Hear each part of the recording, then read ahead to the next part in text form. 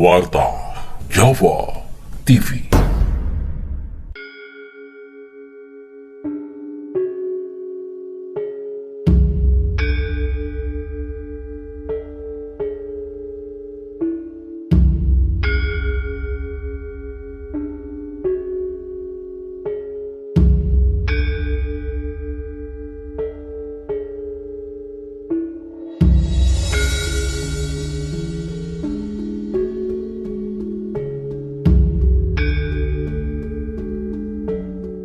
Pemirsa Mawarta Java TV, pada kesempatan kali ini saya sowan ke rumah Mas Budi Sarjono.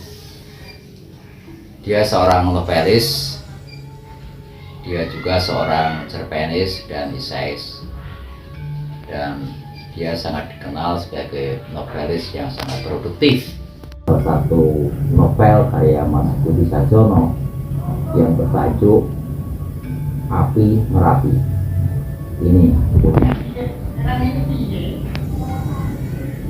Novel itu kan dulu atas permintaan redaksi dari Penerbit Diva, saya suruh menulis sejarah Merapi. Nah, sejarah Gunung Merapi itu kan nggak ada. Saya cari literasinya nggak ada, cari tanya-tanya ya nggak ada yang tahu. Ya mungkin juga dari geologi pun juga hanya mengira-ngira bahwa gunung ini sudah ada sekian ribu tahun sebelum Masehi. Nah, saya lalu ingat tentang kisah-kisah wayang. Kisah wayang. Kisah wayang terutama tentang jatuhnya Komowurung. Komowurung itu maninya Bathara Guru ketika dia bernafsu dengan Tari Umo di atas Lembu Andini itu ya. Nah, karena nafsu tidak dituruti, lalu maninya jatuh ke bumi, lalu kan melayang-layang. Saya gambarkan bahwa mani tadi sudah ada rohnya. Nah, dia mau jatuh ke laut pun laut menolak. Karena ini bagian dari aib. Akhirnya dia justru jatuh di Gunung Merapi. Nah, di situ dia menemukan semacam ibu kandung yang membesarkan dia, karena dia sudah ditolak oleh bapaknya kan, ditolak oleh Bathara Guru, oleh ibunya juga Dewi Uma. Nah, sejak saat itu Bathara Kala tadi ya, Bathara Kala itu menempati Gunung Merapi. Nah, Bathara Kala itu nanti dalam perkembangan selanjutnya dialah yang disebut Eyang Jagat atau Mbah Petro. Tapi juga ada sejarah lain kan, sebelum sampai ke situ kan juga ada, saya mengambil setting juga di mana? Gunung Bang. Gunung Kidul ya. Nah, Gunung Bang itu kan dihuni oleh manusia kan sekitar 5.000 tahun sebelum Masehi sudah ada.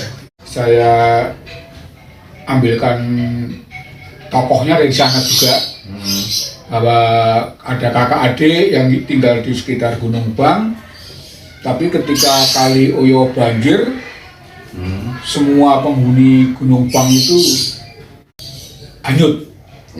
Maka yang hidup tinggal 2 orang, kakak adik itu, kakaknya laki-laki, adiknya perempuan. Tetapi ini pun juga berpisah. Jadi kakaknya lari ke Jawa Timur. Nanti di sana dia akan ketemu dengan orang-orang yang tinggal di Trinil. Nah, Trinil itu nanti berhubungan juga dengan kehidupan baru di sana. Bahwa 5.000 tahun sebelum Masehi kan di sana sudah ada binatang gajah mastodon itu kan sudah ditemukan. Sementara si adiknya tadi, Nyi Sangi ya, namanya Nyi Sangi tadi, dia masuk ke Kali Opak. Kali Opak. Nah, jadi mereka berpisah. ketika dia di Kaliopak tadi, dia akhirnya naik sampai ke Gunung Merapi. Ketemu si Bathara Kala tadi. Nah, dia mau dinikahi, tapi nggak mau kan, nggak mau. Karena dia dikejar dia nggak mau, lalu dia menghanyutkan diri di Kaliopak, balik ke selatan. Nah inilah yang di mata saya ini hanya udah dia yang menjelma menjadi Nyai Roro Kidul. Gitu. Iya. Jadi Nyai Roro Kidul itu asalnya dari Gunung Bang. Gunung Bang. Nah sementara kakaknya tadi itu di Trinil, dia ketemu dengan wanita sana, lalu bisa kawin, punya anak pinak. Nah dari Trinil nanti mereka akan akan menggempur Gunung Merapi. Jadi intervensi. Sementara itu sebenarnya Semar dan anak-anaknya itu sudah begitu perang Bharatayuddha rampung, mereka nggak punya pekerjaan, lalu turun ke dunia. Semar turun di Gunung Kelut, lalu membagi tugas Petruk, Gareng, Bagong itu kamu harus menunggu gunung-gunung di Pulau Jawa itu kan. Ada yang disuruh menunggu Gunung Semeru, ada yang suruh menunggu Gunung Slamet, Gunung Kelut ditunggu Semar. Nah Petruk ini didapat tugas Gunung Merapi. Ya. Nah dia ketemu si Bathara Kala tadi. Nah terjadi perang tanding antara Petruk dan Bathara Kala itu, anak Bathara Guru tadi ya. Akhirnya kalah si Bathara Kala. Tapi Petruk kan tidak memusnahkan dia saja. Lalu si rohnya Bathara Kala tadi masuk ke Petruk. Maka antara Petruk dan Bathara Kala tadi lalu dinamakan, orang-orang menyebut mereka yang sapu jagat. Tapi juga sering disebut Mbah Petruk. Kehidupan di sekitar Gunung Merapi itu ya dibangun dari manusia-manusia purba tadi, dari Trinil, dari Gunung Bang, dari Sangiran, dari sekitar Bengawan Solo dan segala macam itu. Terus ini Mas Budi, sekarang yang baru menarik ini ya, kan menjadi wacana di media sosial, terutama di YouTube itu kan, bahwa meletusnya Gunung Merapi itu ditangkap oleh sebagian masyarakat, ya, bahkan banyak masyarakat itu sebagai tanda munculnya tokoh Sabtu Palon. Nah itu juga saya pernah baca di Serat Sabtu Palon seperti itu. Jadi kemunculan Sabtu Palon sudah 500 tahun pemuksaannya, yaitu pada waktu itu pada era Prabu Brawijaya kelima di Majapahit sesudah kalah perang melawan Demak. Nah kalau menurut Mas Budi gimana? Apakah Gunung Merapi yang meletus itu sebagai tanda kemunculan Sabtu Palon yang di situ merupakan pamomong Sadiro Piningit Ratu Adi? Nah kalau menurut Mas Budi gimana itu? Itu bisa kita pertanyakan lagi. Kalau kita melacak Alas Ketonggo ya, Iya. Jadi di sana kan ada sendang derajat. Nah sebelum Brawijaya itu moksa ke Gunung Lawu, dia mandi dulu di sendang derajat. Iya. Lalu menepi di Alas Ketonggo. Nah di situ itu masih ditemani oleh Sabdo Palon Genggong. Nah menjelang dia naik ke Gunung Lawu, Sabdo Palon Genggong suruh pulang. Kamu harus kembali ke Majapahit. Iya. Nah di Trowulan itu ada makam Sabdo Palon dan Noyo Genggong. Entah itu makam atau penjelasan, yang jelas itu ada fisiknya. Iya. Ya, satu komplek dengan makam Kencana Wungu dan Anjasmoro. Iya. Sementara makam Damarwulan agak jauh. Kalau soal meletusnya Merapi, saya tidak melihat dari sisi kemunculan lagi si Sabdo Palona Yogenggong, tapi ini justru saya yakin bahwa Merapi itu katakanlah sosok yang punya nyawa, karena di situ ada Mbah Pituk tadi. Contohnya begini, ketika meletus 2010 itu yang digembur kan barat tenggara, arah tenggara ya, arah tenggara itu yang luluh lantak. Nah daerah Boyong hanya sedikit kena aliran lahar. Nah di daerah Kali Gendol sekitarnya itu yang luluh lantak itu kan Mbah Petruk memberi rezeki miliaran rupiah kepada orang-orang sekitar, gitu kan. Nah pada awal tahun ini kembali ada gejala erupsi ya. Awal-awal memang arahnya ke sana, arahnya ke Kali Gendol segala macam. Saya dengar-dengar orang-orang Kalimboyong, Kalikerat sekitarnya justru mereka pada membuat ruwatan, sajen, justru memohon supaya nek iso lahar itu dimulai. Nah sekarang arah lahar itu justru ke barat daya. Ke barat daya artinya apa?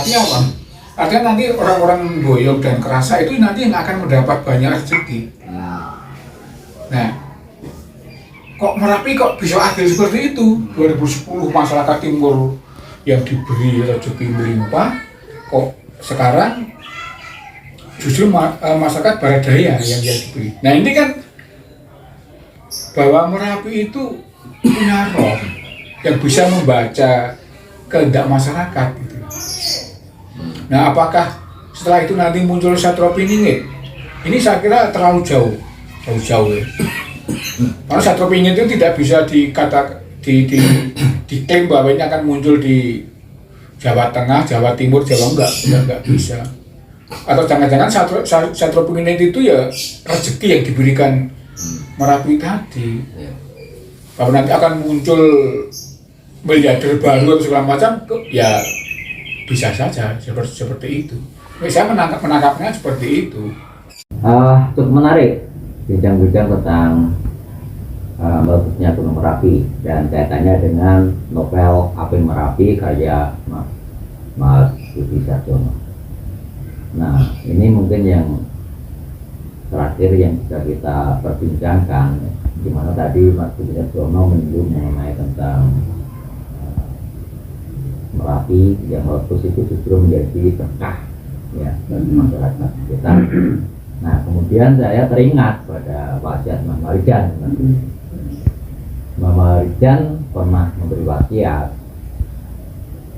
kalau para penambang pasir Merapi itu menggunakan piku, sama Merapi itu akan dikasih, tapi harus melalui apa itu awan panas. Untuk menanggapi wasiat Mbah Marijan ini seperti apa Mas? Kalau kita menengok dulu tahun 1969 ya. Waktu itu kan Merapi meletus besar sekali itu. Besar sekali. Justru yang paling gede menerima luapan lahar itu Kali Boyong, itu ya. Sampai Sajidan ke selatan itu kampungnya tenggelam gitu. Tenggelam. Dan tiap hari masih banjir. Di sana itu rumah-rumah sampai hanya tinggal gendengnya saja. Nah, suatu hari ngesot dalam yang kaping 9 waktu dia datang ke Jogja. Beliau itu lalu turun ke Kali Code di selatan Sajidan itu. Waktu itu saya lihat itu karena waktu itu sekolah kami sedang gotong royong karena rumah teman kami tenggelam itu. Nah, setelah waktu itu turun ke kali lalu raung di muka. Esoknya langsung Kali Code itu yang semula banjir lahar itu langsung asap. Bukan asap kering tapi banjirnya langsung mandek. Ini bukan peristiwa mistik ya, tapi bahwa seorang raja Jogja dia bisa komunikasi dengan yang Lumbung Merapi. Artinya kan ada permohonan bahwa jangan sampai banjirnya itu terus menghantam Jogja itu ya. Artinya waktu itu kan belum terpikirkan bahwa pasir itu merupakan rezeki ya waktu itu. Ya ada penambang tapi belum seperti sekarang. Nah, kalau dikaitkan dengan wasiat Mbah Marijan tadi, ini kan wasiat untuk orang-orang yang tidak tahu sejarahnya Merapi ya, tapi punya modal. Maka kalau bisa dia itu ngeruk sebanyak-banyaknya pakai biku untuk kekayaan dia sendiri gitu ya. Tapi dia melupakan bahwa sebenarnya Merapi itu tidak memberi rezeki untuk mereka. Merapi itu memberi rezeki untuk orang-orang sekitar Merapi yang duduk pasirnya saja hanya pakai patul, pakai senggong gitu ya. Karena kalau Merapi itu dikerjakan dengan manual, ini kan bisa memberi rezeki berpuluh-puluh tahun. Tapi karena biku tadi lalu dipersingkat kan, rezeki kalau dalam waktu siang malam ribuan truk. Maka Merapi kadang-kadang marah. Kita sering mendengar ada truk hanyut, biku hanyut segala macam. Ini kan peringatan dari Merapi bahwa rezeki yang digelontorkan ini bukan untuk kalian, tapi untuk orang-orang itu tadi, penambang-penambang tradisional tadi.